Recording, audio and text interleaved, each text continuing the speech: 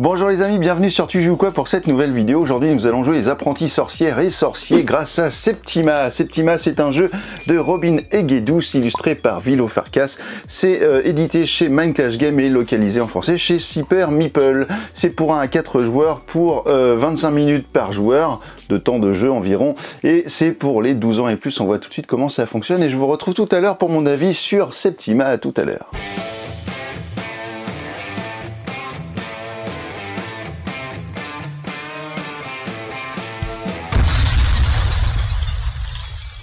Voici le matériel de Septima. Alors vous avez un grand plateau ici, et ici un deuxième plateau qui vient s'ajouter sur le côté du plateau principal, à savoir que vous avez un mode basique et un mode complet. Je vous déconseille fortement de jouer au mode basique, puisque ça vous enlève en fait cette partie-là qui est vraiment sympa et qui n'est pas plus difficile à jouer qu'autre chose. Donc je vois pas trop l'intérêt d'enlever cette partie-là, donc jouez au mode complet, vous verrez que c'est vraiment très bien. Le mode complet, eh bien, vous le reconnaîtrez grâce au petit symbole qui est ici, que l'on va retrouver sur le plateau des rituels et sur votre plateau joueur également, qu'il va falloir mettre sur le côté complet. Quel est le but de Septima? Eh bien, vous allez incarner un couvent de sorcières et vous allez avoir votre doyenne qui est ce petit pion ici. Vous allez avoir donc un petit peu de matériel comme des fidèles ici qui vont vous permettre peut-être d'aller sauver quelques petites sorcières qui seraient mal en point dans des procès. Et au fur et à mesure des 4 saisons, automne, printemps, automne-hiver, pardon, printemps-été, eh bien vous allez devoir récolter le maximum de points de sagesse. Donc la sagesse est représentée pendant le jeu par ces petits pions là, donc vous allez en récolter suivant les actions que vous allez faire, et c'est le joueur qui aura le plus de sagesse à la fin de la partie, eh bien gagnera la partie et deviendra la nouvelle Septima. Alors autant vous dire tout de suite comment le score final va se calculer, comme ça au moins vous saurez où on va. Vous allez cumuler le nombre de sagesse que vous aurez accumulé dans votre zone de jeu. À cela vous allez rajouter le nombre de points que va vous accorder votre livre de divination qui est ici. Donc en fait vous allez avoir 4 objectifs différents à réaliser. Je vais y revenir, mais ce sera en lien avec le nombre de sorcières que vous avez ici sur votre plateau joueur, et donc vous aurez des points accordés par rapport à ça. Vous aurez également des points accordés par rapport à votre niveau pour chaque maladie, en fait, nombre de patients que vous aurez soigné pendant la partie, puisque vous allez soigner des patients en créant des remèdes, etc., en récoltant des petits ingrédients, vous allez voir. Et puis, vous allez également gagner des points par rapport aux petits porte-bonheur qui vous resteraient, que vous auriez encore en votre possession ici. Les petits porte-bonheur seront à utiliser lorsque vous voudrez relancer le déchasseur, on y reviendra. Et vous allez également gagner des points de victoire par rapport aux potions et aux élixirs qui vous restera dans votre zone de jeu, et par rapport aux ingrédients également que vous aurez encore à la fin de la partie. Voilà, c'est comme ça que vous allez définir le gagnant de Septima. Maintenant on va s'attarder un petit peu sur le plateau pour voir un petit peu comment ça marche. Donc je vous disais que le jeu se déroulait en 4 saisons qui seront représentées ici, et qui on saura dans quelle saison on est par rapport à ce petit pion jaune qui est ici. Vous avez également, pendant ces 4 saisons, vous aurez 5 phases lunaires qui seront représentées par ce petit disque bleu qui est ici. Et à chaque phase lunaire, on va avancer le pion jusqu'à arriver à un procès, et alors à ce moment-là, on aura une fin de manche, on passera à l'hiver, pardon, en gros à la saison suivante, et on repartira de la phase lunaire numéro 1. Voilà, alors les phases lunaires, à quoi ça va correspondre? Eh bien, c'est-à-dire que vous avez des ingrédients ici qui seront tirés au hasard, et lors de chaque phase lunaire, eh bien, vous pourrez récolter des ingrédients, mais seulement les ingrédients qui seront disponibles pendant cette phase lunaire, à moins que vous ayez quelque chose sur une carte qui vous dit l'inverse. Et les phases lunaires, eh bien, elles vont être représentées également ici, et ça, ce sera l'ordre des choses, comment vous allez jouer chaque tour, en gros, pendant la partie. Vous avez des chasseurs qui sont installés dès le début de la partie ici, dans leur cabane numéro 1, la cabane numéro 3 et la cabane numéro 5. 2 chasseurs seront disponibles ici, un pour l'hiver, un pour l'été, et ils viendront en jeu au cours de la partie, au fur et à mesure que vous allez passer les saisons. Vous allez avoir des sections, en fait, ici. Alors, je ne sais pas si on verra très bien à la caméra, parce que même devant c'est pas très visible, je vous l'accorde. Vous avez ici des petites intersections partout qui sont de couleur marron et de couleur un petit peu plus jaune. Les couleurs, c'est pas franchement la folie pour arriver à les retrouver, mais en gros vous avez le rond là, le cercle est découpé en 6 camemberts. Et en fait, eh bien, ces intersections vont vous donner un petit peu ce camembert, les différentes sections de camembert, une sur deux. Et en fait, à chaque fois que vous aurez un chasseur, et bien lui, il interviendra dans une section du camembert. Donc on verra, on va y revenir évidemment, mais en gros, c'est pour vous expliquer que si vous êtes dans une section d'une couleur où il n'y a pas de camembert, j'allais dire de chasseurs correspondant dans votre cabane, vous serez tranquille sur votre tour. Nous avons ici le village avec les différents patients qui sont tirés également au sort en début de partie. Vous allez devoir soigner ces personnages pour pouvoir avancer sur cette piste qui est ici. Donc pour cela, vous allez récolter des ingrédients et vous allez, avec ces ingrédients, préparer des potions. On va voir tout ça avec les cartes. Mais en gros, c'est là que ça se passe. Et vous allez également avoir dans le mode complet des bâtiments sur lesquels vous allez pouvoir interagir. Lorsque vous serez adjacent à un bâtiment, eh bien, vous allez pouvoir faire l'action du bâtiment en question. Donc ici, vous avez deux bâtiments en plus pour le mode complet et vous aurez toujours le bâtiment ici, l'hôpital, pour le mode basique. On a une Septima qui est juste ici, qui elle va nous permettre de créer des harmonies. Vous allez voir, je vais y revenir sur les harmonies. Donc en mode 2 joueurs, vous avez une petite tuile qui se met par-dessus ce qui est inscrit sur le plateau à la base. Et puis donc en mode 3-4 joueurs, eh bien, vous allez vous mettre ici. En mode 2 joueurs, vous allez mettre le plateau, la petite tuile avec les pions dessus. Je vais y revenir. Vous avez également ici toute la partie qui concerne le tribunal. Donc de base, vous allez mettre une sorcière dans le tribunal. Donc à la fin de la saison, cette sorcière sera jugée et on verra si vous arrivez à la sauver ou pas. Et si jamais vous avez des sorcières qui se font attraper par les chasseurs en cours de partie, eh bien elles iront dans le second tribunal tout en haut. Et là c'est pareil, il y aura un jugement également pour savoir ce que deviennent ces sorcières. Nous avons ici le plateau rituel qui se met donc en plus lors des parties complètes avec des petits pions qui seront ici pour représenter chaque couleur de joueur. Et en fait, ce qui va se passer, c'est que vous allez monter comme ça au fur et à mesure du plateau, au fur et à mesure du jeu sur les différents éléments. Et à chaque fois que vous allez passer un parchemin comme ça, eh bien vous allez obtenir une récompense. Et les récompenses, par exemple, eh bien ça peut être de récupérer un sort parmi ceux qui sont présents ici. Et au fur et à mesure, eh bien les sorts vous allez utiliser, et sauf que à chaque fois que vous allez utiliser un sort, vous allez l'incliner comme ça. Donc il sera actif, mais vous serez obligé d'attendre la manche suivante pour pouvoir le redresser la saison suivante. Et donc en fait vous avez en cours de partie eh bien des actions par exemple ici qui vont vous permettre de redresser un sort, et donc vous allez pouvoir le réutiliser. Donc ça c'est vraiment pas mal. Et puis vous allez pouvoir gagner également des points de prestige, ici 5 et ici 4 lorsque vous arrivez tout en haut. Je vous disais que vous aviez au début dans la mise en place eh bien un livret de divination. Et bien ce livret, vous avez donc 4 objectifs qui sont dessus, donc avoir un niveau de 7 ici sur la piste de suspicion, je vais y revenir. Vous aurez dû soigner 3 patients qui sont atteints de cécité, et vous allez par exemple devoir avoir 3 pions comme ceci avec des crânes, ou alors être arrivé dans une zone rouge de la piste de rituel. Et bien ça, ce seront des points que vous allez pouvoir obtenir à la fin de la partie. Sauf que vous allez pouvoir valider les 4 objectifs si vous avez 4 sorcières ou sorciers dans votre couvent. Si vous avez que 2 sorciers ou sorcières, eh bien vous ne pourrez valider que 2 objectifs sur cette carte. Voilà, c'est comme ça que ça va marcher. On arrive sur le plateau joueur, et là on voit qu'il y a une piste de suspicion.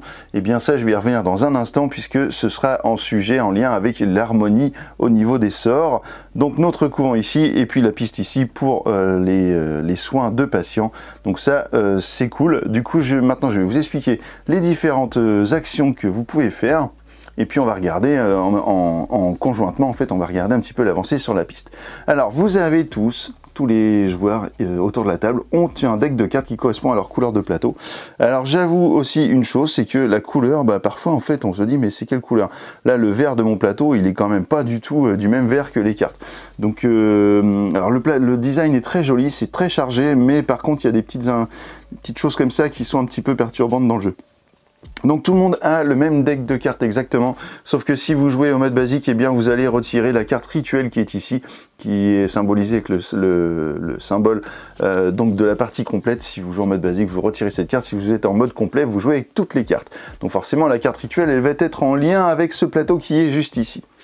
J'ai oublié une petite chose dans la mise en place, c'est qu'ici vous avez des cartes prologue, vous allez en tirer 2 hop au hasard, et vous allez avoir une combinaison que vous allez pouvoir faire ici avec vos cartes. Alors vous avez des ingrédients en haut, des ingrédients en bas, et en fait vous allez faire une combinaison en superposant des cartes pour avoir un haut, un milieu, un bas. Donc vous faites comme vous voulez.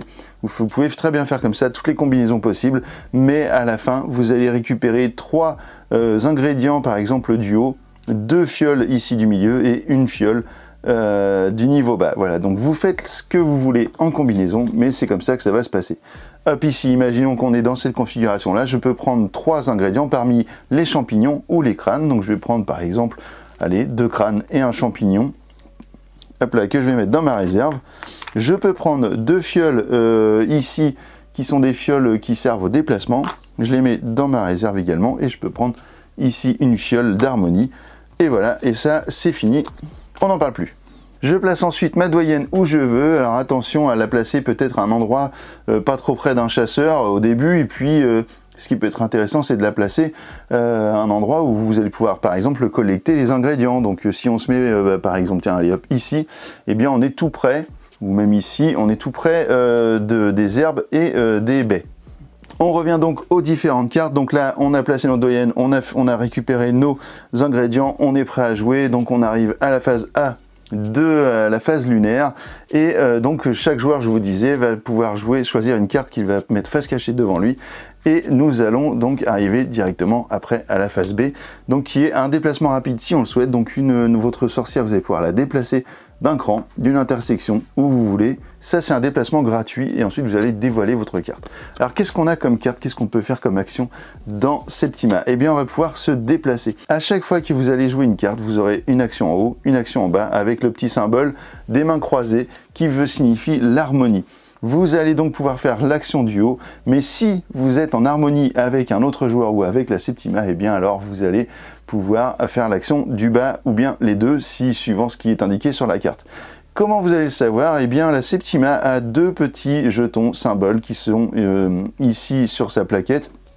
Eh bien, si vous retrouvez le même symbole, si vous jouez ici une carte rituelle ou collectée, là j'ai joué se déplacer, je ne suis pas en harmonie avec la Septima, mais si un autre joueur a joué également la carte se déplacer, eh bien je serai en harmonie avec lui. Qu'est-ce que ça veut dire? Donc je vais avoir accès à toute la carte, mais par contre je vais devoir monter d'un cran sur ma piste de suspicion. La piste de suspicion est très importante parce que c'est grâce à elle en fait que les chasseurs vont pouvoir avancer, mais également ça va définir le nombre de fidèles qui sont les opposants, pardon, qui sont les personnages rouges qui vont aller dans la foule pour voter contre les sorcières, donc pour les juger à être emprisonnés. Donc ça c'est une chose très importante, il faut essayer de garder sa barre de suspicion, son niveau de suspicion assez bas, pour éviter d'avoir trop d'opposants dans la foule et pour éviter de donner trop de déplacements possibles aux chasseurs. Mais parfois vous allez avoir besoin de cette harmonie pour faire des actions plus importantes. Donc là, si on prend l'exemple de se déplacer, vous pouvez vous déplacer de 3 intersections et collecter un ingrédient adjacent à l'un de vos déplacements, ou bien déplacer votre doyenne sur n'importe quelle intersection et gagner un cristal. Alors les cristaux, qu'est-ce que c'est? Eh bien ce sont ces petites pierres là. Eh bien ça, ce sont des jokers qui vont pouvoir remplacer n'importe quel ingrédient, donc ça c'est très important également dans le jeu. On peut les récupérer de cette manière, ou on peut les récupérer lorsque l'on est à côté d'une zone de cristal comme ici. On va pouvoir envoûter, donc envoûter, qu'est-ce que ça veut dire? Je peux envoyer un fidèle de ma réserve dans la foule, donc ça veut dire que je prends un fidèle ici et je le mets ici dans la foule, c'est-à-dire que ce fidèle va pouvoir éventuellement participer au procès s'il est tiré au sort, on y reviendra. Mais je peux également, si je suis en harmonie avec quelqu'un, recevoir une faveur de la foule. Les faveurs de la foule, elles sont juste ici. Eh bien, vous allez pouvoir, par exemple, en payant un ingrédient, redresser un sort. Ici, je vais pouvoir récupérer un ingrédient. Ici, je peux déplacer ma doyenne de 4 intersections. Et ici, je peux baisser mon niveau de suspicion d'un cran. Donc ça, c'est vraiment très bien. C'est... en fait, vous allez prendre un point de suspicion à cause de cette carte, mais en même temps vous pouvez, si vous êtes un peu chaud patate dans la suspicion, vous pouvez le redescendre tout de suite. Alors je disais un point, oui, c'est un point de suspicion si vous êtes en harmonie avec un autre joueur, mais si vous êtes en harmonie avec la Septima, eh bien vous avez 2 symboles. Ce symbole vous fera avancer d'une case sur la suspicion. Par contre, si vous êtes en harmonie avec ce symbole, le symbole qui est à droite, et bien ce sera 2 niveaux de suspicion qui vont monter. Donc attention à ça. Vous allez pouvoir chanter. Si vous chantez, vous allez pouvoir diminuer votre suspicion de 2 crans. Voilà, donc ça c'est plutôt intéressant. Et puis si vous êtes en harmonie, eh bien vous pourrez diminuer votre suspicion d'un cran supplémentaire. Donc ça c'est la seule carte qui ne fait pas monter votre suspicion si vous êtes en harmonie, elle le fait descendre. Donc c'est très bien. Je vous avais montré envoûté, eh bien on va continuer sur la partie palais de justice là, puisque si vous plaidez, eh bien vous pouvez envoyer un fidèle de la foule dans un tribunal et marquer 2 sagesse. Donc ça, vous prenez un de vos personnages, vous le mettez dans le tribunal et vous prenez 2 points de sagesse que vous allez mettre dans votre zone de jeu. Si je suis en harmonie avec la Septima ou avec un autre joueur, eh bien je pourrais envoyer un fidèle de plus de ma réserve dans la foule. Collecter. Alors collecter, c'est une des actions que vous allez faire le plus souvent, peut-être même à chaque saison, vous allez le faire au moins une fois. Vous allez pouvoir collecter les ingrédients lunaires qui sont en correspondance avec le petit jeton là de la phase lunaire. Donc ici, qu'est-ce qui va se passer? Je vais pouvoir récolter des herbes et des baies. Et bien si j'ai placé ma doyenne ici, eh bien je peux récupérer un ingrédient de chaque, puisque je suis à côté de ces 2 ingrédients que j'ai le droit de collecter. Donc hop, je prends une herbe et je prends une baie. Si j'ai une harmonie avec l'action collecter, ce qui est le cas ici avec la Septima, et bien déjà j'augmente de 2 ici ma suspicion, et en plus je vais pouvoir récupérer un ingrédient adjacent qui ne serait pas lunaire. Donc ici je ne vais rien pouvoir faire, mais si j'étais par exemple ici, j'aurais pu récupérer une carotte, puisque la carotte n'est pas un ingrédient lunaire sur cette manche, mais par contre sur cette phase, pardon, mais je peux le récupérer si je suis en harmonie. Préparer, eh bien vous allez pouvoir donc préparer des potions, vous allez pouvoir en préparer jusqu'à 3. Donc qu'est-ce qu'on va retrouver comme potion? Eh bien ce sera sur ce plateau, sur cette grosse marmite, on aura des potions pour eh bien soigner les différentes maladies des patients, que ce soit la paralysie, la cécité, et puis je sais plus c'est quoi le dernier, mais en gros vous avez les symboles et les couleurs qui sont là, mais vous allez également pouvoir fabriquer des élixirs qui sont juste ici, qui vont vous apporter eh bien des bonus pendant la partie. Si je suis en harmonie pour faire ma préparation, je peux dépenser un ingrédient de moins pour préparer une potion. Donc ça c'est intéressant parce que du coup évidemment si vous êtes un petit peu en manque d'ingrédients, ça va vous aider quand même pas mal. Imaginons que je veuille soigner sur un tour eh bien ces 2 maladies qui sont ici. Je pourrais très bien fabriquer des potions. Alors pour fabriquer des potions de ce type, il va me falloir une herbe et un champignon. Eh bien je vais pouvoir déjà en fabriquer une. Hop, une herbe et un champignon, je redonne ça à la réserve et je récupère hop, cette potion qui me permet de soigner donc la maladie avec la petite main là. Et je pourrais fabriquer éventuellement une autre potion si j'ai ce qu'il faut. Bah non, pour l'instant j'ai pas ce qu'il faut, donc je vais pouvoir en fabriquer qu'une. Et lorsque l'on crée des potions, et bien après on peut soigner des personnages. Et là, si je suis adjacent à un personnage, à un patient qui est atteint d'une maladie, et bien si j'ai la bonne potion dans ma réserve, et bien je peux l'utiliser. Donc je la remets sur la marmite. Et là, je peux soigner jusqu'à 2 patients adjacents. Donc je soigne ce personnage-là et je vais donc monter d'un cran sur la piste. Du coup, qu'est-ce qui se passe? Et bien je vais pouvoir envoyer un de mes fidèles dans la foule en bonus. Et j'aurai déjà un point de prestige à la fin de la partie. Si je suis en harmonie pour soigner, eh bien je vais gagner un porte-bonheur. Vous allez voir que je vais le mettre là et le petit porte-bonheur va nous servir peut-être sur une phase suivante.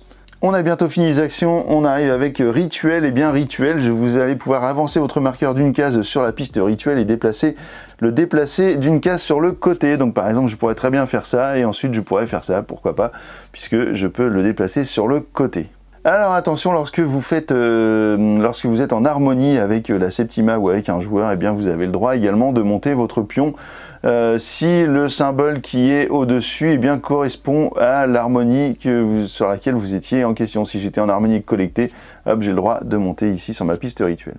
Et en plus, si j'étais en harmonie avec mon rituel, eh bien je pourrais réactiver un sort que j'aurais déjà utilisé, ou alors je peux gagner un ingrédient. Donc ça c'est toujours plutôt pas mal. Et on va terminer avec la dernière action qui est se souvenir. Et là vous allez pouvoir faire l'action d'une carte que vous aviez dans votre défausse, donc une carte que vous aurez jouée précédemment. Donc par exemple collecter, eh bien vous pourrez refaire collecter. Par contre attention, l'harmonie ne marchera pas avec l'action connecter, elle marchera avec l'action se souvenir. Donc il faudra que ce soit avec ce petit symbole. Et donc si vous êtes en harmonie avec ce souvenir, eh bien vous utiliserez l'action harmonie de la carte en question. Donc si c'était collecté, eh bien vous ferez l'harmonie avec la carte collectée. Alors ensuite vous avez cette action, donc si en fait ça correspondait au fait de monter votre suspicion si vous étiez en harmonie, et de monter le rituel ici si l'action, si l'icône correspondait à l'harmonie avec laquelle vous aviez fait l'action. Et ensuite on va continuer ici en C, et là tous les joueurs qui auront fait une progression sur la piste d'harmonie, eh bien vont devoir lancer le dé chasseur s'ils ont un chasseur dans leur section.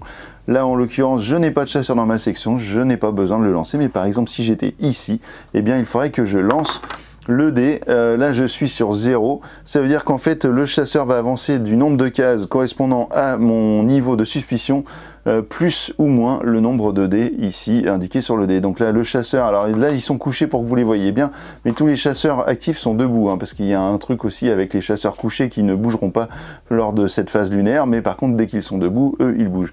Et bien là, 1, 2 et 3, et bien là, le chasseur m'aurait attrapé, et là, c'est tant pis pour moi. Et alors, qu'est-ce qui se passe lorsque je me fais attraper? Eh bien, je perds l'une de mes sorcières. Eh bien, par exemple, celle-ci qui va aller dans le deuxième tribunal. Le chasseur va retourner dans sa cabane. Je vais ensuite perdre les 5 sagesses. Donc, si j'en ai que 2, bah, je perds mes 2 points de sagesse. Tant pis, j'ai perdu 2 points de sagesse. Je recule d'un cran mon pion suspicion. Et là, je peux me déplacer d'autant d'intersection que je veux pour fuir le fameux chasseur.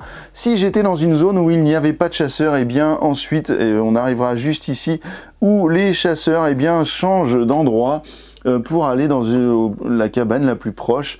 En fait, là, par exemple, si c'était la cabane numéro 2, eh bien, c'est le 1 qui se déplace en 2 pour arriver en fait dans la zone où il y a une sorcière. Attention, ça vous le faites que sur les par rapport aux doyennes qui auront eu une avancée de suspicion mais qui n'auront pas eu de chasseurs en fait dans leur zone au moment de la phase C. Et ensuite nous arrivons à la phase E qui est la fin de la phase lunaire dans laquelle vous allez faire 2-3 petites actions. Il va s'agir de décaler le pion de gauche vers la droite, d'enlever celui de la droite et vous allez en mettre un nouveau ici. Voilà, et puis vous allez enlever également les patients qui auront été soignés. Donc celui-ci, bah voilà, on le retourne. Et puis vous allez bouger votre jeton de phase lunaire sur la phase lunaire suivante et vous allez pouvoir commencer à nouveau une nouvelle phase lunaire en recommençant à choisir une carte et ainsi de suite. Ça, vous allez le faire 5 fois et vous allez arriver donc au procès qui est juste ici. Arrivé au procès, eh bien, vous allez devoir placer autant de pions, des opposants par rapport à votre niveau de suspicion aux différents paliers que vous aurez passé. Donc ici, ce sera 3 opposants qui iront ici dans le plateau. Et imaginons qu'on ait également d'autres pions. Voilà, on va dire qu'on a ce niveau-là de personnages. Et vous allez récupérer votre petit sac que j'ai caché dans un coin. Le petit sac pour les votes. Vous allez mettre tout le monde dans le sac. Hop là. Décidément, il ne veut pas rentrer dans le sac celui-là. Vous allez bien mélanger, vous allez en sortir et les placer sur le procès. Et on va voir un peu le résultat. Bah là, c'est vraiment pas de chance pour les sorcières. Ah, ça y est, ça arrive. On va en tirer autant que de place qu'il y a pour arriver, par exemple, à 2 joueurs jusqu'à 3 joueurs. Et ben voilà, donc là, les sorcières ont gagné le procès, puisqu'en fait, vous avez une majorité de sorcières ici. Le gagnant va obtenir 3 points de sagesse. Hop là, il va obtenir la sorcière ou le sorcier qui était dans le tribunal, qui va le placer dans son couvent.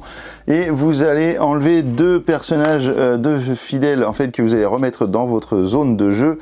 Et tout le reste, eh bien, va retourner dans la foule. Voilà, prêt pour repartir pour un nouveau procès. Plus tard. Et là, si vous avez, comme dans ce cas de figure, une deuxième sorcier ou une deuxième sorcière, eh bien, vous allez faire une deuxième élection. Je vous parlais que l'on pouvait obtenir des jetons porte-bonheur. Et bien, ces jetons porte-bonheur, lorsque vous lancez le dé chasseur, parce que j'ai oublié de vous en parler, si le résultat ne vous plaît pas, et bien, vous dégagez votre pion porte-bonheur dans la réserve et puis vous relancez le dé et puis vous serez obligé d'avoir le résultat de ce vote. Lorsque vous aurez terminé, donc vous allez arriver ici pour la prochaine saison, vous allez déplacer votre pion, vous allez mettre votre chasseur sur le plus petit numéro en partant ici du 1 et puis vous allez donc commencer une nouvelle saison. Alors une dernière chose également par rapport au changement de saison, c'est que là vous allez reprendre le patient qui a été, le ou les patients qui auront été supprimés lors de cette saison. Vous allez les placer, vous allez mélanger, les placer en dessous de la petite pile de patients qui vont rester. Et ensuite, eh bien, vous allez replacer un nouveau patient, sauf que vous allez regarder, le petit drapeau ici c'est bleu, eh bien vous n'allez pas le mettre en jaune, vous allez le mettre ici sur le prochain numéro bleu qui est le numéro 4 ici.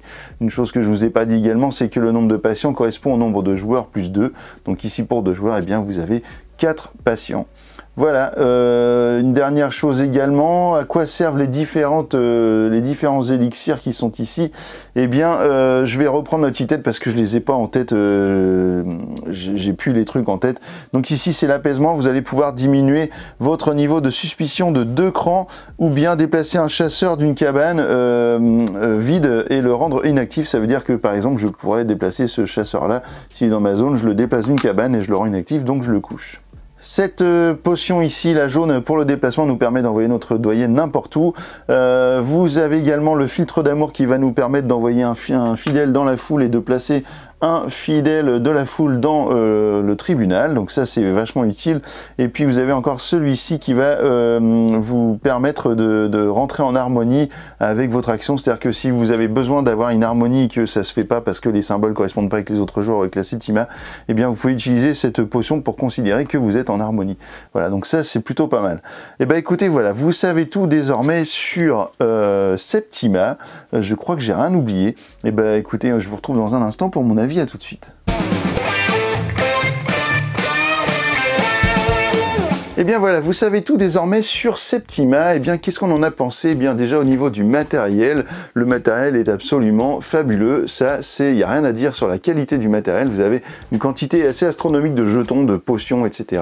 Tout est magnifiquement illustré par Vilo Farkas. Ça c'est vraiment magnifique. Sauf que il y a quand même des choses, je vous le disais, des teintes par exemple pour les intersections qui sont vraiment très proches les unes des autres et c'est difficile parfois d'arriver à bien voir, donc suivant si vous jouez avec une bonne lumière ou pas, peut-être que vous allez galérer pour certains trucs.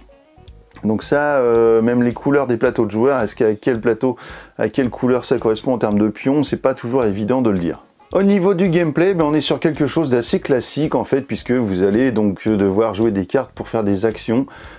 Ces actions, ce qui est original pour le coup, c'est l'histoire des harmonies, puisque vous allez pouvoir bénéficier d'un bonus ou d'un changement, d'un remplacement d'action en fait, une action améliorée pour en étant en harmonie avec la Septima ou avec d'autres joueurs. Donc ça c'est plutôt intéressant, mais c'est vrai que dans l'ensemble il n'y a pas trop de surprises. En fait, on se déplace, on joue une action, donc on collecte, etc. Donc ça, il n'y a pas trop de nouveautés dans ce jeu. Alors c'est vrai que thématiquement, la chasse aux sorcières à la fin de chaque saison apporte beaucoup, je trouve, au plaisir de jeu de Septima, même si vous avez une part de chance qui est liée au tirage des personnages, forcément, mais en même temps c'est un petit peu, c'est forcément comment vous voulez faire autrement. C'est un petit peu comme dans Hégémonie d'ailleurs, où on tire les pions, les cubes lors des votes, on est vraiment sur le même principe, hein. Plus on a de cubes, plus on a de chances d'être tiré, et moins on en a, moins on a de chances d'être tiré. Mais parfois on a plein de sorcières de fidèles dedans, et puis en fait on tire que les opposants, donc voilà, c'est un petit peu frustrant parfois ces phases-là, mais moi je la trouve vraiment intéressante, et je trouve que c'est vraiment thématiquement très bien trouvé. Les points positifs de ce jeu, eh bien je trouve que c'est vraiment sa thématique, voilà, la thématique de la sorcière est vraiment respectée de A à Z, avec les petits ingrédients un peu chelous, comme les crânes là qu'on va aller récupérer pour préparer des potions, on va préparer des élixirs, etc. Vraiment, je trouve que au niveau de la thématique, on est vraiment respecté, sachant qu'il y a une extension également dans laquelle on va pouvoir se transformer en animaux et tout, donc c'est vraiment cool au niveau du respect de cette thématique de la sorcière, surtout que les illustrations portent très bien ça. Et vraiment, ça c'est l'un des plus gros points positifs. C'est-à-dire que le plaisir du jeu réside vraiment dans sa thématique. C'est-à-dire qu'en fait là, comme je vous disais, les actions sont assez basiques finalement, et puis le gameplay est assez basique, et on pourrait se dire ouais bon bah un jeu comme un autre quoi. Sauf qu'en fait, si vous aimez cette thématique de sorcière, vous allez forcément aimer jouer à Septima rien que pour ça. Alors au niveau des points négatifs, je trouve que en fait le jeu est un petit peu trop entre guillemets téléguidé, c'est-à-dire que vous allez devoir forcément soigner des patients pour gagner des points, pour monter sur vos pistes, etc. Donc vous allez forcément collecter et vous allez forcément préparer des potions. Et ça, du coup, sur chaque saison, eh ben, vous allez le faire et le refaire et le refaire. Ce qui fait qu'il y a des actions, au final, qui passent un peu à la trappe à cause du fait que l'on soit tout le temps obligé de faire un petit peu la même chose, c'est-à-dire préparer des potions. Donc ça, c'est ce qui m'a gêné un petit peu. Et puis, la première manche, vous allez forcément aussi, quasi à coup sûr, faire les actions dans le même ordre, tous. C'est que vous allez être en harmonie à chaque fois, parce que vous allez vous déplacer, parce que vous allez collecter, parce que vous allez préparer, parce que vous allez soigner, et du coup, enfin se déplacer, ou souvent vous allez le faire après avoir préparé. Donc du coup, en fait, on s'est retrouvé un peu en harmonie à chaque fois au début, donc c'était un petit peu, moi ça m'a un petit peu refroidi ça, ce côté-là. Et puis, par contre, après, dans les différentes autres saisons, eh bien, en fait, on arrive à avoir des actions vraiment un peu différentes, mais c'est vrai qu'on tourne quand même beaucoup autour de la préparation de potions. Ne jouez pas sans le plateau rituel, je vous le déconseille fortement. Je ne sais pas pourquoi ils ont indiqué ça, peut-être parce qu'ils avaient envie de rendre le jeu plus simple dès la première partie, sauf qu'il n'est pas forcément plus compliqué avec le rituel. Du coup, je vois pas l'intérêt d'enlever ça, en fait c'est assez bizarre. Surtout que Minecraft Game, ils sont quand même pas réputés pour faire les jeux les plus simples du monde. Donc du coup, en fait, essayer de rendre ce jeu-là au plus simple en enlevant des morceaux pour des premières parties, je trouve ça pas génial. Donc ne jouez pas à ça sans le plateau rituel, jouez au mode complet avec les sorts, en plus parce qu'une des sorcières qui ne peuvent pas envoyer de sorts, c'est quand même pas, c'est quand même bizarre. Enfin du coup, on a ça dans la boîte et on peut pas le faire. Alors d'ailleurs, un autre point négatif, ça par contre, vous voyez l'épaisseur de la boîte là, hop, c'est pas très épais. Et bien, lorsque l'on essaye de ranger tout le matériel dedans, ça dégueule. C'est-à-dire qu'en fait, il y a tellement de jetons, il y a tellement de trucs que il manque en gros 1 cm d'épaisseur, un bon centimètre de boîte, d'épaisseur de boîte pour que tout rentre sans qu'on se fasse, j'allais dire un gros mot, mais sans qu'on se galère à ranger tout dans la boîte. Donc ça j'avoue que ça c'est un peu pénible.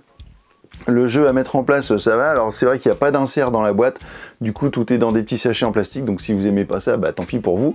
Mais c'est vrai que du coup, en fait quand on range la boîte, on se galère à tout mettre. En plus il y a une espèce d'insert en carton, mais on sait pas trop ce qui va aux bons endroits pour que ça, au final ça rentre bien, donc c'est un peu chelou. Je crois qu'il faut carrément virer l'insert en carton pour que ça marche.